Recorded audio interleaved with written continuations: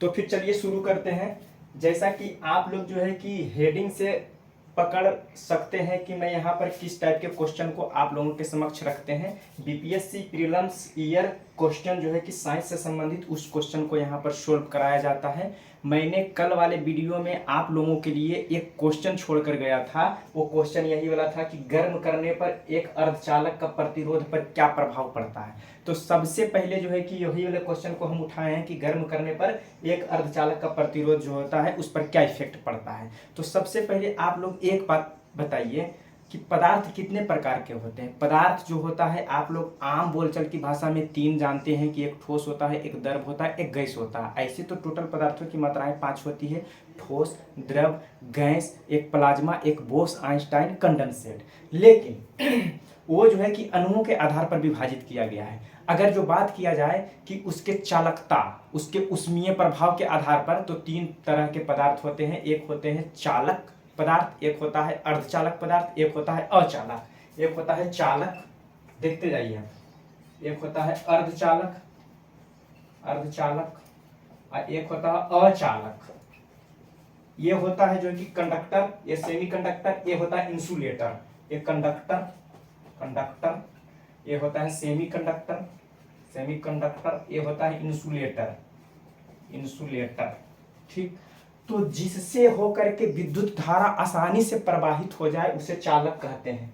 और जिससे होकर के विद्युत धारा आसानी से प्रवाहित ना हो बल्कि रुक रुक के जाती है लेकिन जाती है, वो जो है कि अर्धचालक होता है। और जिससे होकर के विद्युत धारा जो है कि एकदम नहीं जाता है वो जो है कि अचालक की श्रेणी में आती है। चालक का उदाहरण हो जाएगा सोना, चांदी, तांबा, एल्युमिनियम। आप लोग के घर में एल्युमिनियम का तार होगा, तांबा का तार होगा, तो वो सब चालक की श्रेणी में आती है। एक कुछ होता है अर्धचालक, जिससे कि होकर के धारा का प्रवाह धीरे धीरे होता है, जैसे कि जर्मेनियम, सिलिकॉन, उसके बाद गैलियम, कैडमियम। इस तरह के कुछ तत्व है जो अर्धचालक की श्रेणी में आता है। अचालक जैसे कि हो गया आपका सूखा मिट्टी, सूखा पत्थर, जो है कि सूखा लकड़ी, कागज, पेन, ये सब से होकर के करंट पास नहीं होता, ये जो है कि अचालक की श्रेणी में आता है। तो यहाँ पर हमसे क्वेश्चन पूछा गया है इससे रिलेट करके, अर्धचालक से रिलेट करके, कि गर्म करने पर अर्धचालक का प्रतिरोध पर क्या प्रभाव पड़ता है। पहले मैं इसको मिटाता हूँ, उसके बाद इसको हम खोल कर रखते हैं क्वेश्चन को। देखिए, सबसे पहले यहाँ प्रतिरोध क्या है वो समझना पड़ेगा। प्रतिरोध जो धारा का विरोध करता हो उसी को प्रतिरोध कहते हैं। जो जैसे कि करंट पास हो रहा है उस करंट को रोकने का क्षमता जिसके पास है वो प्रतिरोध का काम करेगा। मतलब कि धारा का विरोध करने वाला जो होगा ना, धारा का विरोध करने वाला क्या कहलाएगा, वो कहलाएगा प्रतिरोध। प्रतिरोध का ऐसा ही मात्रक होता है ओम, ये आप लोग जानते होंगे। ठीक, और एक होता है धारा को सपोर्ट, विद्युत धारा, यहां लिखा हुआ विद्युत धारा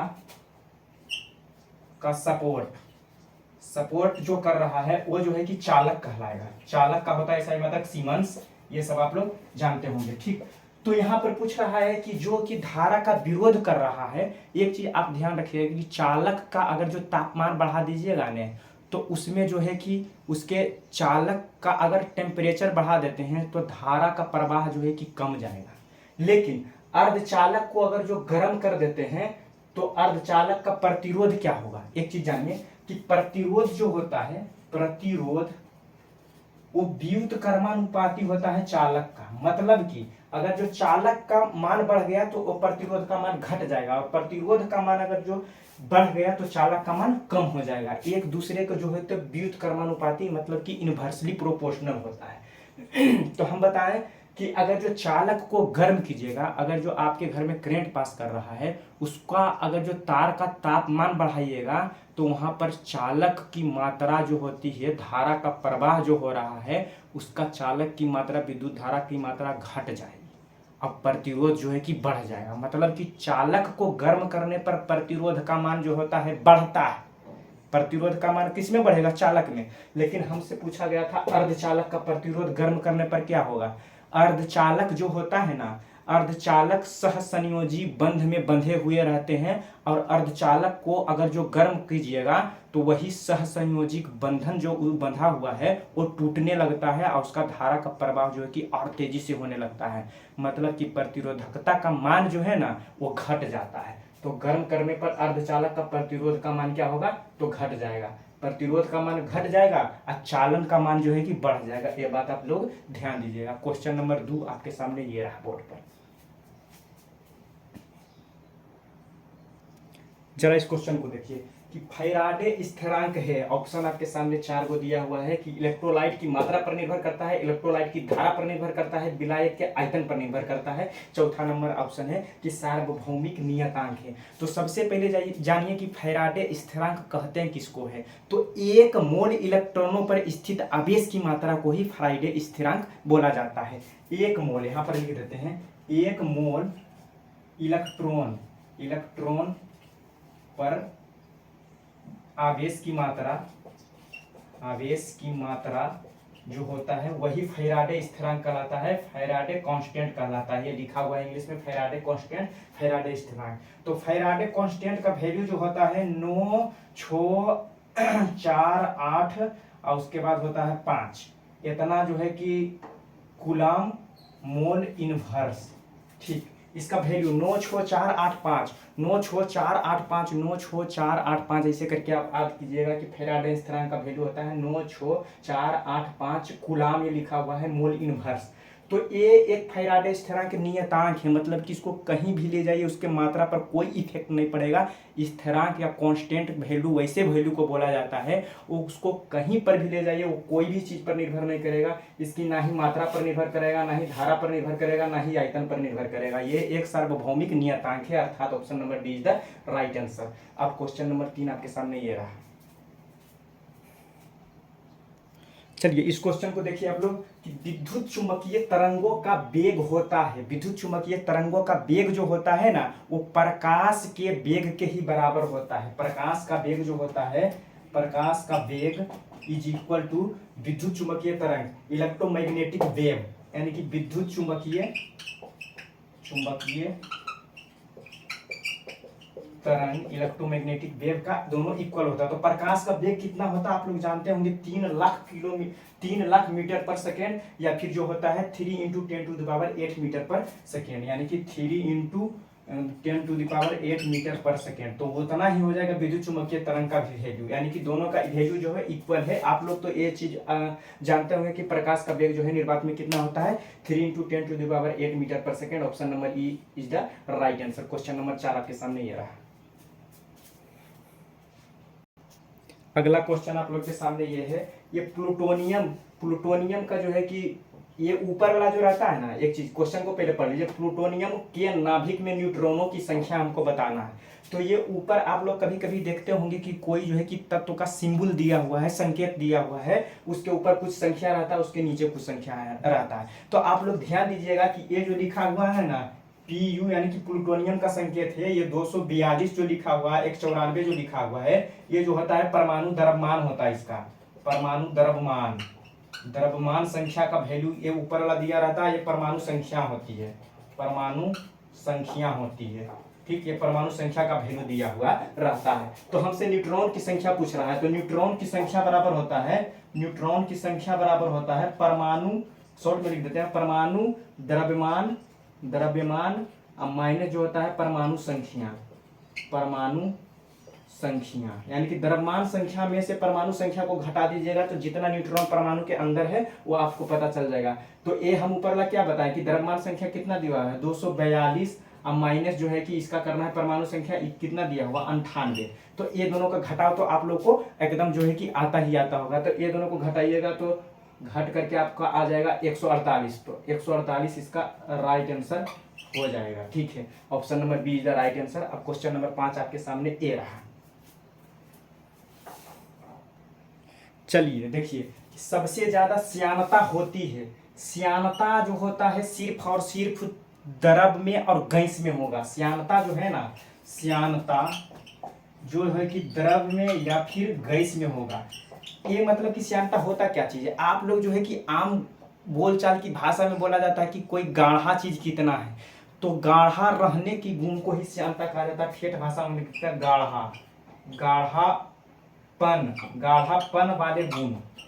गाढ़ापन वाले गुण जो है ना वो श्यानता की श्रेणी में आता है, वो श्यानता कहलाता है। कोई कितना गाढ़ा है तो गाढ़ा कौन सा रह सकता है, या तो द्रव रह सकता है या फिर गैस रह सकता है। द्रव की जो है कि अणुओं की संरचना इस तरह से होती है, कुछ दूर दूर होता है। गैस जो होता है उसका अणुओं संरचना जो होता है काफी दूर दूर होता है। लेकिन ये जो है गाढ़ा हो सकता है, ये भी गाढ़ा हो सकता है, लेकिन ठोस का अणु एक दूसरे में एकदम बंधे हुए रहते हैं, वो कभी गाढ़ा नहीं होता है, क्योंकि उसमें बहाव की स्थिति नहीं होती है। तो वही पूछा गया कि सबसे ज्यादा गाढ़ा होती है, श्यानता कहने का मतलब गाढ़ा, तो जल सबसे ज्यादा गाढ़ा रहेगा कि वायु रहेगा कि खून रहेगा कि शहद रहेगा। आप लोग ऐसे ही आंसर छाप लीजिएगा कि शहद जो है कि सबसे ज्यादा गाढ़ा रहता है। शहद मतलब कि क्या चीज, मधुमक्खी वाला मध। तो मध जो है कि हाथ पर लीजिएगा तो देखिएगा कि बहुत ज्यादा गाढ़ा रहता है। अब ब्लड जो ऐसे करके लीजिएगा ना, तो ब्लड जो है कि वो उससे कम गाढ़ा रहता है, लेकिन गाढ़ा रहता है। जल जो है तो वो तो साबुत रहता है, आपको पता है। अब वायु जो है तो वायु तो एक प्रकार का जो है कि पूरा का पूरा जो है कि छिद्र आया हुआ, वो गाढ़ा नहीं रहता। तो सबसे ज्यादा श्यान किस में रहेगा,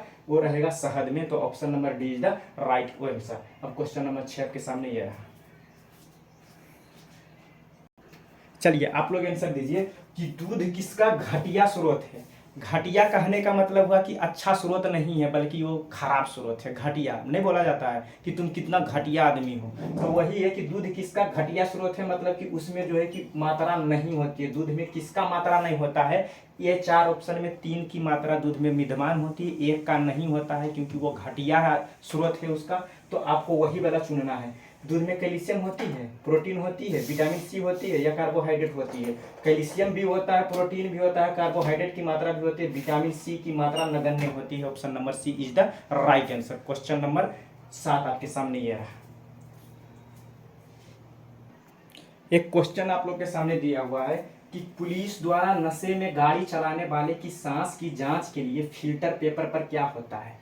आप जब जो है कि बाइक चलाते हैं नशा में, तो आपको जो है कि ट्रैफिक पुलिस रोकती है, उसके पास जो है कि एक इंस्ट्रूमेंट होता है, उस इंस्ट्रूमेंट में आपको फूंकने के लिए बोलता है, तो वो एक फिल्टर पेपर का उपयोग करता है। तो उस फिल्टर पेपर में ऐसा क्या होता है जो कि आप वो रीडिंग पॉइंट में बता देता है कि यार ये आदमी नशा करके आया है या फिर बिना नशा का है। वही वाला ऑप्शन आपको बताना है कि पोटेशियम डाइक्रोमेट सल्फ्यूरिक एसिड यानी कि H2SO4 रहता है, या फिर पोटेशियम परमैंगनेट H2SO4 होता है, या फिर सिल्वर नाइट्रेट लेपित सिलिका जेल या फिर हल्दी का प्रयोग किया जाता है।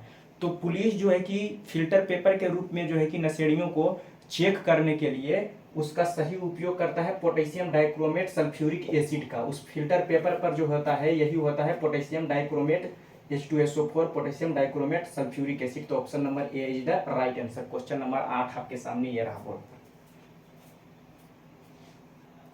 चलिए इसका जवाब दीजिए कि ग्लूकोज को एथिल अल्कोहल में किस एंजाइम के द्वारा बदल दिया जाता है। 4 एंजाइम का नाम दिया हुआ है, लाइपेज, माल्टेज, जाइमेज और ट्रिप्सिन। तो इन चारों एंजाइम में से कौन ऐसा एंजाइम है जो कि ग्लूकोज को एथिल अल्कोहल में कन्वर्ट कर देगा। तो सबसे पहला ऑप्शन दिया हुआ है लाइपेज। तो लाइपेज जो है वसा को सरल पदार्थ में बदल देता है। ये जो है कि लाइपेज जो है ना, वो वसा को कौन, लाइपेज जो है वो सरल पदार्थों में बदल देता है, सरल पदार्थों में तोड़ देता है। कौन, लाइपेज। माल्टेज, तो माल्टेज जो है ना वो माल्टोज को ग्लूकोज में कन्वर्ट करता है।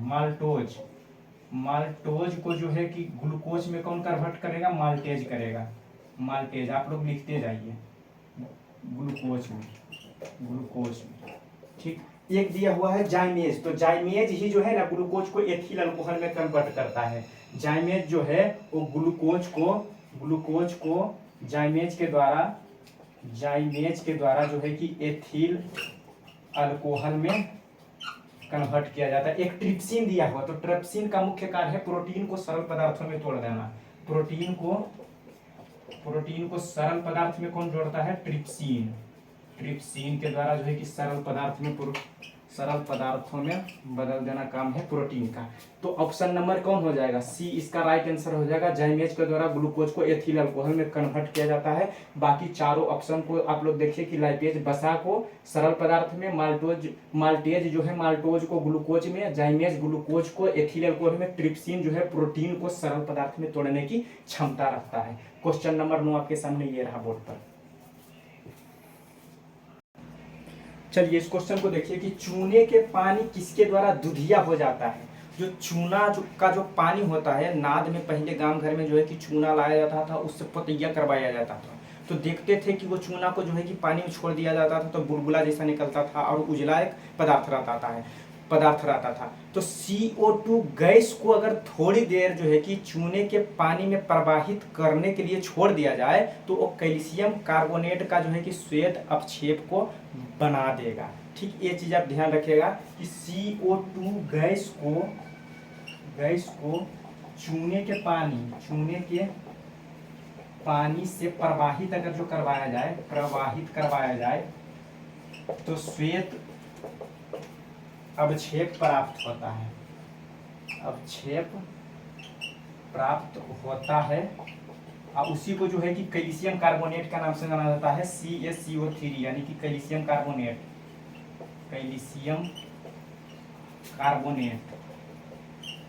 Carbonate C. अगर जो CO2 गैस को चूने के पानी से प्रवाहित कराया जाए तो श्वेत अपक्षेप मिलता है, उसी श्वेत अपक्षेप का नाम है CaCO3 कैल्शियम कार्बोनेट और इसी का जो है कि रासायनिक नाम है चूना पत्थर। आप लोग ध्यान रखिएगा, इसी को चूना पत्थर के नाम से जाना जाता है, चूना पत्थर जो है कि CaCO3। तो हमसे क्या पूछा गया था, चूने का पानी किसके द्वारा दुधिया हो जाता है, मतलब कि उजला श्वेत हो जाता है, तो किसके द्वारा होता है, CO2 गैस के द्वारा। तो option number B is the right answer. Question number 10 आपके सामने बोर्ड पर ये रहा। जरा इस केमिस्ट्री के क्वेश्चन को आप लोग ध्यान से देखिए कि बेंजीन में सिग्मा को जो है कि इस तरह से सूचित किया जाता है और पाई को जो है कि आप लोग 10th में पढ़े होंगे इस तरह से सूचित किया जाता है। तो सिग्मा और पाई बंध की संख्या होती है। तो बेंजीन का सूत्र जो होता है, बेंजीन का जो फॉर्मूला होता है C6H6 होता है। बेंजीन किस तरह से बनाया जाता है तो देखिए आप लोग ध्यान दीजिएगा, C6 और H6। तो इस तरह से बेंजीन 1 2 3 4 5 6 कार्बन जो है वो आपस में जुड़े हुए रहेंगे। एक चीज ध्यान रखिएगा, इस तरह से बेंजीन बनता है और ये जो है कि इसके ऊपर हाइड्रोजन जुड़े रहेंगे, इसके ऊपर भी हाइड्रोजन रहेंगे, इसके ऊपर भी हाइड्रोजन रहेंगे, इसके ऊपर भी हाइड्रोजन, यहाँ भी जो है कि हाइड्रोजन रहेगा और यहाँ भी हाइड्रोजन रहेगा। अब बताइए कि दो कार्बन के बीच जो है 2 सिग्मा बॉन्ड होती है। ये चीज ध्यान रखिएगा कि 2 कार्बन के बीच जो है कि 2 सिग्मा बॉन्ड, ये सिग्मा का सिंबल दिया हुआ है। और 2 कार्बन के बाद जो तीसरा कार्बन से शुरू होगा, ये दोनों के बाद तीसरा से शुरू होगा, वहां पर एक जो है कि पाई बॉन्ड कहने का मतलब हुआ, ये देखो अगर जो यहाँ पर छोड़ दिए तो ये पाई जैसा लग रहा है, तो ये पाई बॉन्ड बना, यानी कि डबल बॉन्ड एक जगह बना, फिर एक को छोड़ करके फिर एक डबल बॉन्ड का ये निर्माण करेगा। बेंजीन जो रहेगा ना, एक को छोड़कर एक, फिर डबल, एक को छोड़कर फिर ये डबल बॉन्ड का निर्माण करेगा। तो ये जो है कि पाई बॉन्ड है, ये पाई बॉन्ड है, ये पाई बॉन्ड है। और सिग्मा बॉन्ड जो कब कब आएगा, सिग्मा बॉन्ड हर एक 2 कार्बन के बीच 2 सिग्मा बॉन्ड रहेगा। तो यहाँ पर भी 2 सिग्मा बॉन्ड है, यहाँ पर भी 2 सिग्मा बॉन्ड है, यहाँ पर भी 2 सिग्मा बॉन्ड है, यहाँ पर भी 2 सिग्मा बॉन्ड है और यहाँ पर भी 2 सिग्मा बॉन्ड है। तो टोटल 2 2 4 2 6 2 8 2 10 2 12 वो जो है कि सिग्मा बॉन्ड आया।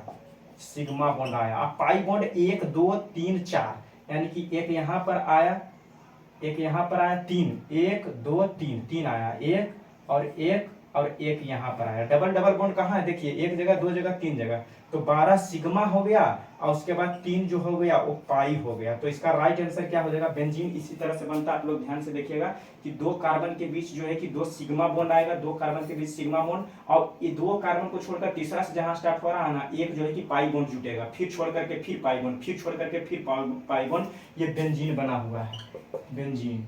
ठीक, तो इसमें सिग्मा बॉन्डों की संख्या 12, पाई बॉन्डों की संख्या 3 है। तो ऑप्शन नंबर 12 3 किस में दिया हुआ, सी। तो इसका राइट आंसर जो है option number C is the right answer. Question number 11 आपके सामने ये रहा बोर्ड। जरा इस आसान क्वेश्चन को आप लोग देखिए कि पेट्रोल तथा डीजल के अधूरे जलने से क्या उत्पन्न होता है। जब आप जो है कि मोटरसाइकिल चलाते हैं या फिर जो है कि 4 व्हीलर गाड़ी चलाते हैं तो वहां जो है कि आधा जलता है कोई ईंधन, उसमें डीजल, 4 व्हीलर में डीजल, मोटरसाइकिल में पेट्रोल डालते हैं, तो देखते होंगे कि जबकि उसका दहन जो है कि डीजल या पेट्रोल का पूर्ण रूपेण नहीं होता है, आधा ही जल पाता है, तो एक जो है कि काला जैसा गैस निकलता है उसके साइलेंसर से। तो उसी काले वाले गैस को जो है कि पूछा गया है कि क्या होता है, मतलब कि उसके अधूरे दहन से जो है कि क्या प्राप्त होता है, मतलब कि वो आधा ही जला, पूरा उसका खपत नहीं हो रहा है, पूरा होगा तो कार्बन डाइऑक्साइड में कन्वर्ट हो जाएगा। तो अधूरे दहन से जो है कि CO की उत्पत्ति होती है, अर्थात कार्बन मोनोऑक्साइड की। Option number D is the right answer. Question number 12 आपके सामने बोर्ड पर ये रहा। चलिए इस क्वेश्चन को देखिए कि एक घोल का pH value, power of hydrogen, potential of hydrogen value जो है कि 3 से 6 बदल जाता है। मतलब कि किसी भी विलियन का पीएच मान था पहले 3, ये जो है इसको बदल करके हम 6 कर दिए। तो एक चीज जानिएगा कि ये तो एक प्रकार का अम्ल होगा, क्योंकि 7 से नीचे जो होता है अम्ल होता है, 7 से ऊपर होता है वो क्षार होता है, 7 होता है जो उदासीन होता है। आप लोग तो कंसेप्ट क्लियर होगा आपको ये वाला। तो 3 से जो है कि पीएच वैल्यू इसका 6 कर दिए। तो आप लोग ध्यान दीजिएगा, जितना कम पीएच वैल्यू रहेगा उसमें जो है कि उसकी मात्रा उतना अधिक होगा। जैसे नींबू का पीएच मान जो होता है कम होता है तो कितना खट्टा लगता है। उसके बाद जो है कि संतरा का पीएच वैल्यू कम रहता है तो कितना खट्टा लगता है। इसी तरह से जो है कि अगर आप आगे बढ़ते जाए तो उसकी खटाई में कमी होती जाएगी। तो किसी पदार्थ का पीएच वैल्यू 3 था, मतलब कि एकदम खट्टा था। अब उसका पीएच मान जो है कि बढ़ा करके 6 कर दिया, मतलब कि उसकी खटाई को कम कर दिया। तो उसकी खटाई में कितना की कमी आई, मतलब कि वही पूछ रहा है कि H प्लस आयन की सांद्रता। सबसे पहले तो एक चीज जान लीजिए कि अगर जो ज्यादा से कम आ रहा है तो खट्टा ज्यादा लगेगा। 6 से अगर जो 3 कर देता तो वो जो कि कटकटा कर खट्टा लगने वाला पदार्थ बन जाता। लेकिन 6 से 3 न करके 3 से 6 किया है तो उसके सांद्रता को जो है कि घटाया गया है। अर्थात एक चीज आप ध्यान रखिएगा कि जितना भी होगा वो जो है कि उसकी सांद्रता की मान H प्लस आयन की मान घटेगा। तो 3 से 6 किया है, मतलब कि ये 3 से 6 किया है तो कितना की घटोत्तरी, मतलब कि कितना बढ़ा दिया, 3 वैल्यू इसका बढ़ा दिया। तो जितना बढ़ेगा उसका उतना मान क्या होगा, कम हो जाएगा। एक चीज जान लीजिए, 3 से 6 हुआ है यानी कि 3 गुना जो है कि इसका हम बोल सकते हैं कि ये 3, ये मात्रा याद रखिए, गुना हम नहीं बता रहे हैं। जितना जो है कि वैल्यू, उसका वैल्यू जो है कि घटेगा या फिर बढ़ेगा उतना 0 लगा दीजिए। सबसे पहले तो ये ध्यान रखिए कि 3 से 6 हुआ है तो उसकी सांद्रता में जो है कि कमी आएगी। तो कितनी की कमी आई होगी, तो ये 3 दिया हुआ है तो 1 पर दे करके 1 2 3, ये 3 आया तो 3 0 बैठा दीजिए, यानी कि 1000 गुना जो है कि इसकी सांद्रता में कमी आ जाएगी। तो option number D is the right answer. H plus ion क्या होता है, H प्लस आयन वैसे आयन को बोला जाता है जो कि जल में घुल करके कोई अम्ल जो है, अगर जो कोई विलियन में अगर जो अम्ल घुल के H प्लस आयन देता है तो अम्ल की श्रेणी में आता है आर्हेनियस का सिद्धांत। आप लोग जो है कि क्लास 10 में पढ़े होंगे। अगर जो कोई विलियन जो है कि जल में घुलकर OH माइनस आयन प्रदान करता है तो वो क्षार की श्रेणी में आती है। OH माइनस वाला जो हो गया वो क्षार होता है, क्षार। और जो है कि H प्लस आयन वाला जो होता है वो अम्ल होता है। ये सब चीज आप तो जानते होंगे। आर्हेनियस का थ्योरी, आर्हेनियस एक वैज्ञानिक का नाम है। आर्हेनियस नामक वैज्ञानिक के द्वारा अम्ल और क्षार का परिभाषा इस तरह से दिया गया था। तो हमसे क्वेश्चन पूछा गया था कि एक घोल का पीएच वैल्यू 3 से 6 बदल दिया जाता है, मतलब कि इसमें जो है कि 3 का चेंजिंग हो गया। तो इसमें H प्लस आयन की सांद्रता पर क्या प्रभाव होगा, तो सांद्रता इसका घटेगा। तो कितना घटेगा, जितना संख्या घटा है उतना 0 हम कहें लगाने के लिए। तो ये 3 घटा तो 3 0, 1 2 3, इतना की कमी आ जाएगी। Option number D is the right answer. Question number 13 आपके सामने ये रहा बोर्ड। चलिए इस क्वेश्चन पे आंसर दीजिए आप लोग कि रेत, बालू और नैफ्थलीन एक रासायनिक पदार्थ के मिश्रण को किसके द्वारा अलग किया जाता है। ये जो है कि कुछ विधियां हैं जो कि एक पदार्थ को दूसरे पदार्थ से अलग करने के लिए वैज्ञानिक अपनाते हैं या फिर हम लोग भी अपनाते हैं। उन विधियों में से कौन ऐसा विधि है जो कि बालू और नैफ्थलीन के अगर जो मिश्रण मिला दिया जाए तो इन दोनों के मिश्रणों को उसके द्वारा अलग किया जाता है। ऊर्ध्वपातन एक ऐसी प्रक्रिया है, इसको इंग्लिश में सब्लिमेशन बोलते हैं। सब्लिमेशन बोला जाता है, जिसमें कि अगर जो कोई पदार्थ ठोस है तो सीधे गैस में बदल जाएगा। ये ठोस से जो है कि सीधे जो है कि गैस में कन्वर्ट कर देगा ऊर्ध्वपातन के द्वारा। तो ऊर्ध्वपातन के द्वारा ही शुष्क CO2 हो गया, आयोडीन हो गया, कपूर हो गया, नैफ्थलीन हो गया, नौसादर हो गया या फिर जो है कि रेत हो गया, ये सबको अलग किया जाता है। तो option number A is the right answer. एक दिया हुआ आसवन विधि, इसको इंग्लिश में डिस्टिलेशन बोला जाता है, ध्यान रखिएगा। डिस्टिलेशन, ठीक। डिस्टिलेशन विधि के द्वारा जो है कि पेट्रोलियम या फिर कच्चे ईंधन को अलग किया जाता है या शुद्ध किया जाता है। इसको आप लोग ध्यान कीजिएगा कि कच्चे ईंधन से ही किरोसिन, डीजल, पेट्रोल, अलकतरा इस तरह के पदार्थ निकाले जाते हैं। तो इसका पृथक्करण मतलब कि अलग करने वाली विधि कौन है, तो वही विधि है आसवन विधि। कच्चे ईंधन का पृथक्करण मतलब कि अलगाव, पृथक्करण लिखा हुआ, समझिए थोड़ा स्पीड बता रहे हैं। एक है वर्ण लेखन, इसको क्रोमेटोग्राफी बोला जाता है, क्रोमेटोग्राफी। क्रोमेटोग्राफी विधि के द्वारा जो है कि प्राकृतिक रंगों को अलग किया जाता है। आप रंग जितना देखते हैं उसको अलग करने वाली विधि यही है वर्ण लेखन। प्राकृतिक रंगों या डाइकों को अलग किया जाता है, प्राकृतिक रंगों को वर्ण लेखन या फिर क्रोमेटोग्राफी विधि के द्वारा अलग किया जाता है। एक है आंशिक आसवन, इसको प्रभाजी आसवन भी बोला जाता है। इस विधि के द्वारा जो है प्रभाजी आसवन विधि के द्वारा दो पदार्थों जिसके कि क्वथनांक में अंतर हो उस पदार्थों को अलग किया जाता है। दो द्रवों के क्वथनांक में अंतर वाले पदार्थों का पृथक्करण, मतलब कि अलग करना, पृथक्करण लिखा हुआ है, आप लोग समझ सकते हैं। दो द्रव के क्वथनांक में अगर अंतर है तो उसको प्रभाजी आसवन या फिर आंशिक आसवन के द्वारा, आसवन विधि के द्वारा कच्चे ईंधनों का पृथक्करण किया जाता है।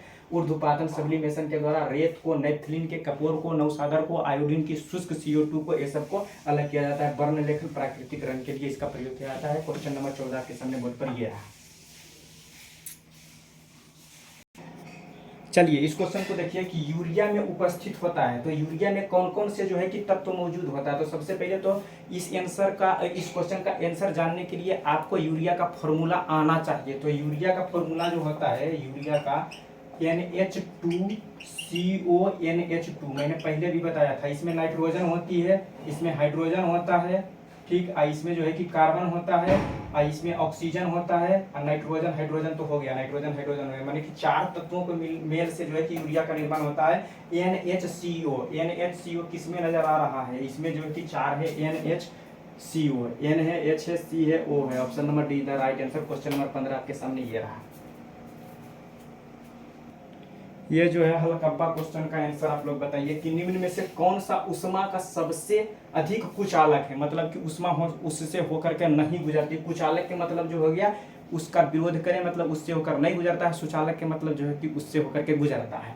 तो कौन ऊष्मा, मतलब कि उससे जो है कि ऊष्मा कहने का मतलब हुआ तापमान अर्थात गर्मी, किससे होकर के नहीं गुजरेगा, मतलब कि कुचालक है उसको बताना है। तो पारा से, तांबा से, सीसा से या जस्ता से। अगर जो विद्युत का कुचालक पूछा जाता तो इसमें आंसर हो जाता सीसा, लेकिन ऊष्मा का पूछा गया है। विद्युत और ऊष्मा दोनों में अंतर होता है, तो ऊष्मा का सबसे अधिक जो है कि कुचालक पारा धातु होता है। लेकिन याद रखिएगा कि विद्युत का ये सुचालक होता है पारा, विद्युत का सुचालक और ऊष्मा का कुचालक होता है। तो option number A is the right answer. आप लोग समझिए कि विद्युत का सुचालक है पारा, लेकिन ऊष्मा का कुचालक है पारा। अब 16 नंबर क्वेश्चन आपके सामने ये रहा।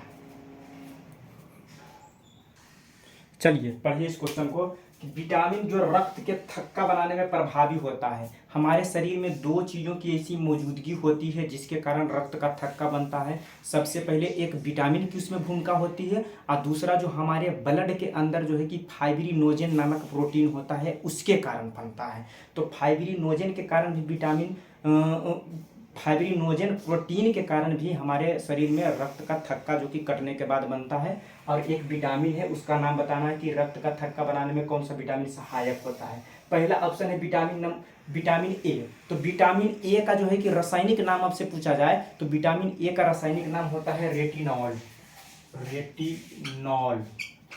इसकी कमी से जो है कि रतौंधी होता है। ये सब चीज ध्यान रखिएगा कि रतौंधी जो है कि दिन में दिखाई नहीं देता है आप लोग को, तो रतौंधी जो है कि वो कभी रात में कभी दिन में किसी को भी हो सकता है, दिखाई देने की क्षमता इसमें घट जाती है। तो रतौंधी किसके कारण होता है, विटामिन ए की कमी से। अब विटामिन ए का रासायनिक नाम पूछा जाए तो रेटिनॉल होता है। विटामिन बी, तो विटामिन बी का जो है कि रासायनिक नाम थायमीन होता है।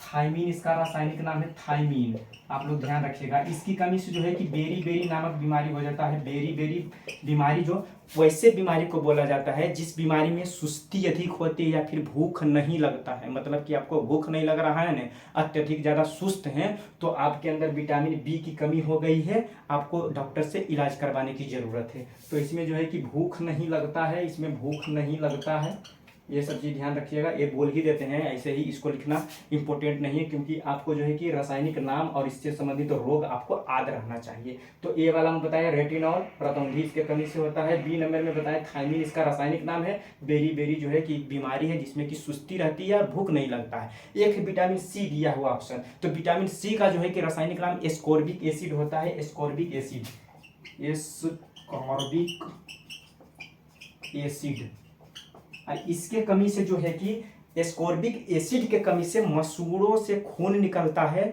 और घाव नहीं भरता है जल्दी। जैसे कि आपको अगर जो कहीं चोट लग गया ना, तो कहीं चोट लग जाए तो घाव भरने में बहुत ज़्यादा लेट हो रहा है, तो आप समझिए कि जो है कि विटामिन सी की आपके अंदर कमी हो गया है। एस्कॉर्बिक एसिड से ही निकल के आया है अस्कर्बी रोग। उसी अस्कर्बी रोग जो है कि उसी रोग को बोला जाता है जैसे कि मसूड़ों से जो कि बराबर किसी का खून निकलते रहता है। ये सब चीज़ आप देखे होंगे। किसी को अगर जो चोट लग गया फिर घाव हो गया तो बहुत दिन तक उसका घाव नहीं भरा रहा है, तो वही अस्कर्बी रोग कहलाता है। एक है विटामिन के, तो विटामिन के कारण ही जो है कि रक्त का थक्का नहीं बनता है। रक्त का थक्का बनाने में प्रभावी रहता है। तो विटामिन के कारण जो है कि शरीर में कट जाने के बाद रक्त का थक्का बनता है। आप लोग ध्यान रखिएगा कि शरीर के अंदर रक्त में फाइब्रिनोजेन नामक प्रोटीन जो होता है उसके कारण भी रक्त का थक्का बनता है। और शरीर के अंदर क्या ऐसा चीज़ है जिसके कारण जो है कि रक्त का थक्का नहीं बनता है, तो उस प्रोटीन का नाम है हिपेरिन। हिपेरिन के कारण शरीर में रक्त का थक्का नहीं बनता है, फाइब्रिनोजेन के कारण रक्त का थक्का बनता है। एक विटामिन और है रक्त का थक्का बनाने में सहायक, वो है विटामिन के। आपके सामने ये वाला आंसर जो था। अब क्वेश्चन नंबर 17 आपके सामने बोर्ड पर ये रहा। महिला सेक्स हार्मोन है।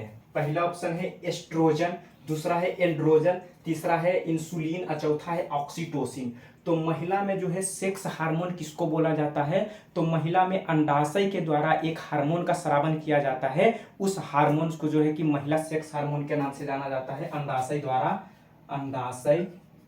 द्वारा जो है कि एस्ट्रोजन, यही वाला हार्मोन एस्ट्रोजन का जो है कि स्राव किया जाता है। तो ऑप्शन नंबर ए जो है कि इसका राइट आंसर है। एंड्रोजन जो है कि वो पुरुषों में पाया जाता है। आप लोग ध्यान दीजिएगा, पुरुषों। और इसी के द्वारा जो है कि एस्ट्रोजन हार्मोन के द्वारा अंडाणुओं का निर्माण होता है। अंडाणुओं का निर्माण मतलब कि अंडाणु कौन बनाता है, एस्ट्रोजन नामक हार्मोन, जो कि कहाँ से छूटता है, अंडाशय के द्वारा छूटा जाता है। एंड्रोजन जो है कि पुरुषों का हार्मोन है, पुरुषों का सेक्स हार्मोन, ठीक। अब इसका निर्माण जो होता है वो वृषण में होता है। वृषण मतलब कि टेस्टिस के द्वारा इसका निर्माण किया जाता है। पुरुषों का सेक्स हार्मोन का नाम है वो जो है कि ये है एंड्रोजन। और एस्ट्रोजन, ये चीज ध्यान रखिएगा, इसमें सिर्फ मात्रा का है। ये ट्र है तो यहाँ पर ड्र है। ड्र जिसमें लग गया वो पुरुष वाला हो गया, और ट्र जिसमें लग गया, टर ज्यादा कौन करता है, महिला करती है। ये चीज ध्यान रखिएगा कि टराते कौन रहती है, महिला रहती है। तो ट्र वाला मात्रा जो होता है महिला वाला में आता है, और पुरुष वाला में जो है कि ड्र की मात्रा आती है। और ये हार्मोन जो है कि पुरुषन के द्वारा छोड़ा जाता है। और ये जो है कि कंट्रोल किसके द्वारा होता है, ये टेस्टोस्टेरोन हार्मोन के द्वारा होता है। टेस्टोस्टेरोन, जिस तरह से इसमें कंट्रोल पावर किसके पास था, इसमें मतलब कि अंडाशय के पास था ना, इसमें जो है कि टेस्टोस्टेरोन के पास इसका है, ठीक। और वृषण के द्वारा ये छोड़ा जाता है। एंड्रोजन जो कि पुरुष का सेक्स हार्मोन है। एक दिया हुआ इंसुलिन, तो इंसुलिन की कमी से ही मधुमेह नामक रोग होता है। और इंसुलिन का स्रावन जो है कि अग्नाशय ग्रंथि के द्वारा किया जाता है। अग्नाशय के द्वारा जो है कि इंसुलिन का स्रावन किया जाता है। इसकी कमी से जो है कि मधुमेह रोग होता है, चिनिया रोग, मधुमेह, जिसको कि डायबिटीज या फिर चिनिया रोग बोलता है। और एक है ऑक्सीटोसिन हार्मोन, ये जो कि सबसे इंपॉर्टेंट हार्मोन्स दिया हुआ है आप लोग के सामने। ऑक्सीटोसिन हार्मोन का दूसरा नाम है लव हार्मोन या फिर मिल्क इंजेक्शन हार्मोन के नाम से जाना जाता है। लव हार्मोन या फिर मिल्क इंजेक्शन हार्मोन। अब जो है कि कुछ चीजें ऑक्सीटोसिन के बारे में बताते हैं, बस आप लोग सुनिए और फिर नोट कर लीजिए। ऑक्सीटोसिन हार्मोन के कारण ही कोई गर्भवती महिला जब अपने बच्चे को पैदा करती है तो उसके द्वारा जो है कि मतलब कि कुछ रस को छोड़ा जाता है, जिससे जो है कि प्रसव पीड़ा में सहायता मिलती है। मतलब कि प्रसव पीड़ा को कम करने के लिए, मतलब कि बच्चे पैदा करने के वक्त दर्द को कम करने के लिए कुछ रसों को स्रावित ऑक्सीटोसिन के द्वारा किया जाता है, जिससे प्रसव पीड़ा कम होती है। पहला काम ऑक्सीटोसिन का ये है। दूसरा काम ऑक्सीटोसिन हार्मोन्स का ये है कि जब बच्चे पैदा हो जाते हैं तो दूध की मात्रा को जो है कि आधा ज़्यादा से ज़्यादा ये प्राप्त कौन करवाता है? ऑक्सीटोसिन। मतलब कि मिल्क का प्राप्ति ऑक्सीटोसिन हार्मोन के द्वारा ही होता है।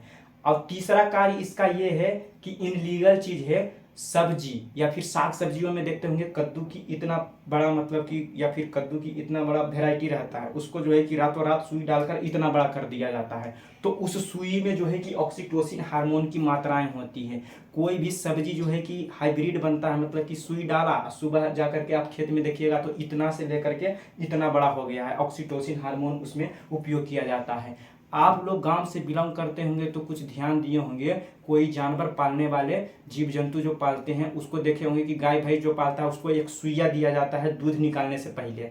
तो उसका जो है कि सुई मतलब डाला जाता है, क्योंकि ऑक्सीटोसिन हार्मोन को जो है कि एक्टिव करवाया जाता है ज़्यादा से ज़्यादा, और उसी के कारण दूध की मात्राएं वहाँ पर बढ़ती है। ये सब इनलीगल चीज़ें हैं ऑक्सीटोसिन के बारे में जो मैंने बताया, सब्जी वाला और ये गाय या फिर भैंस से जो है कि दूध निकालने वाला पद्धति। तो ऑक्सीटोसिन हार्मोन का कुछ जो है कि साइड इफेक्ट भी है, उसका जो है कि गलत यूज भी होता है, लेकिन प्रसव पीड़ा में या फिर स्त्रियों में जो है कि दूध स्रावित करने में ऑक्सीटोसिन हार्मोन का बड़ा योगदान है। इसीलिए इसको जो है कि मिल्क इंजेक्शन हार्मोन या फिर लव हार्मोन के नाम से जाना जाता है। महिला सेक्स हार्मोन हमसे पूछा गया था तो इसका आंसर हो जाएगा एस्ट्रोजन हार्मोन।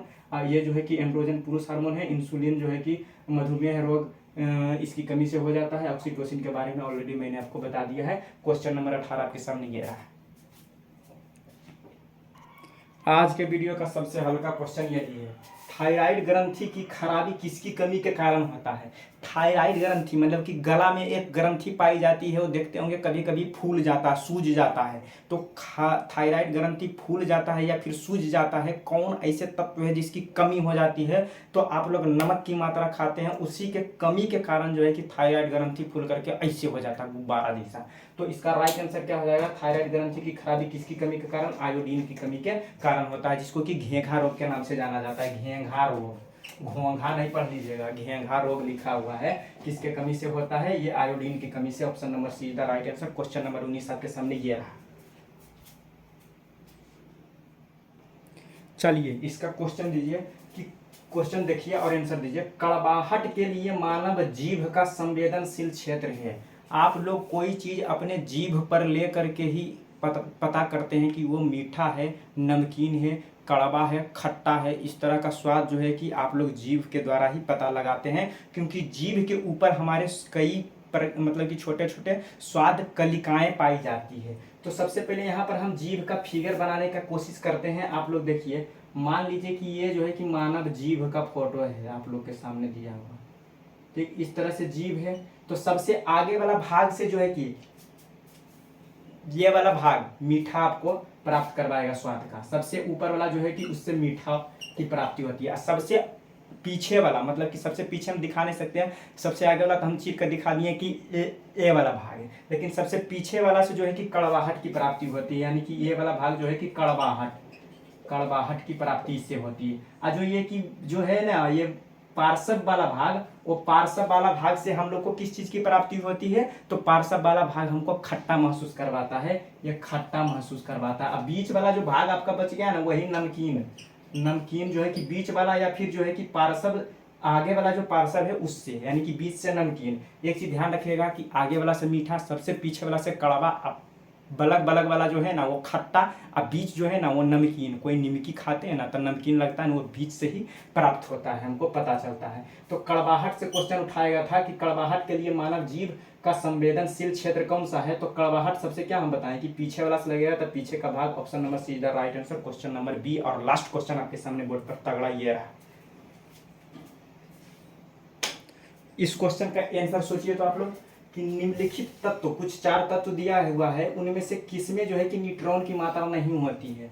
आप लोग तो जानते होंगे कि कोई भी तत्व में जो है कि 3 मौलिक कण होता है, एक इलेक्ट्रॉन होता है, एक प्रोटॉन होता है, एक न्यूट्रॉन होता है, लेकिन एक ऐसा तत्व प्राकृतिक में मौजूद है जिसमें कि न्यूट्रॉन नहीं होता है, वो वही तत्व है जिसका परमाणु संख्या 1 होता है। तो परमाणु संख्या 1 किसका होता है? हाइड्रोजन का होता है। हाइड्रोजन जो है ना, हाइड्रोजन जो है, इसकी अगर जो परमाणु संरचना हम बनाने की कोशिश करते हैं तो इसमें एक इलेक्ट्रॉन होता है, इलेक्ट्रॉन की संख्या जो है कि 1 होता है, और सेंटर में जो है कि एक प्रोटॉन ही होता है, सिर्फ प्रोटॉन की संख्या 1 होता है। ये हाइड्रोजन बनाया गया है, ठीक है।